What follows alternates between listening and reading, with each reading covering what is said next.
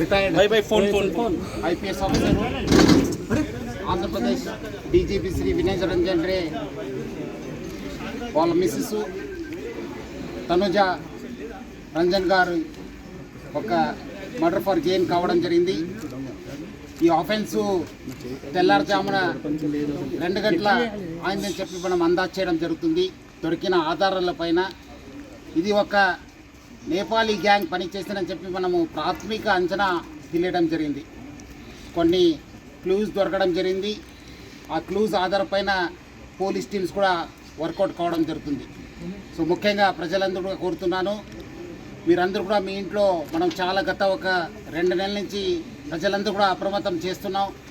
ఈ నేపాలీ గ్యాంగ్స్ వల్ల అప్రమత్తం ఉండండి అని చెప్పి మన దగ్గర కాకుండా బెంగళూరు, బాంబే, పుణే దేశవ్యాప్తంగా చాలా చోట్ల కూడా ఈ ఒక నేపాలీ గ్యాంగు ప్రాపర్టీ ఆఫెన్స్ చేయడం జరుగుతుంది.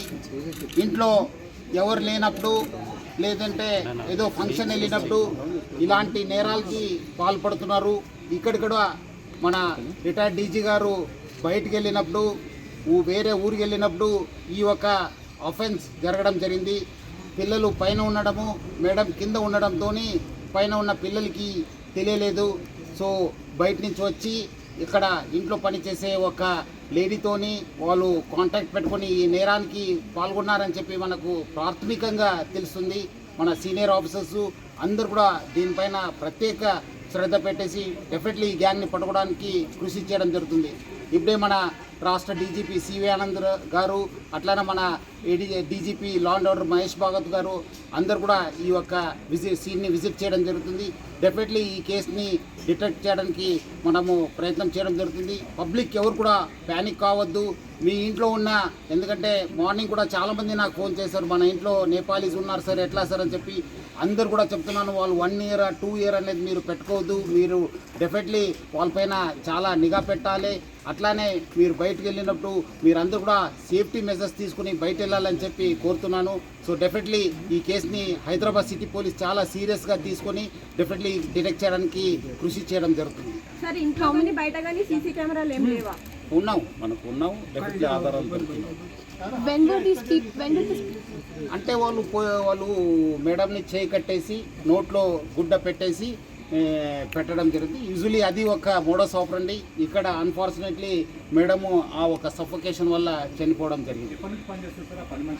ఆల్మోస్ట్ 1 ఇయర్ నుంచి అయింది. సో వాళ్ళ మదర్ కోసం ఇక్కడ సార్ వాళ్ళ మదర్ కోసం ఆమె రావడం జరిగింది. తర్వాత మదరు చనిపోయిన తర్వాత మళ్ళీ ఆమె కంటిన్యూ కావడం జరిగింది. అందుకు నేను ప్రజలందరూ కూడా మనం ఇంటికి వెళ్ళి ప్రచారం చేయడం జరుగుతుంది. నేపాలీస్ పట్ల మీరు అందరూ కూడా అప్రమత్తం ఉండాలి. ఎందుకంటే ఇంత పోలీస్ చెప్పిన తర్వాత కూడా మళ్ళీ మీ ఇంట్లో పెట్టుకున్నారు. వాళ్ళు ఎవరు ఏమన్నది చూడరు, వాళ్ళు అవకాశం కోసం చూస్తుంటారు. సో అందుకు ఇక్కడ ఒకటే కాదు, బెంగళూరులో అయింది, బాంబేలో అయినావు, పుణేలో అయినావు. సో జాగ్రత్త ఉండాలని చెప్పి నేను ప్రజలందరూ కూడా కోరుతున్నాను.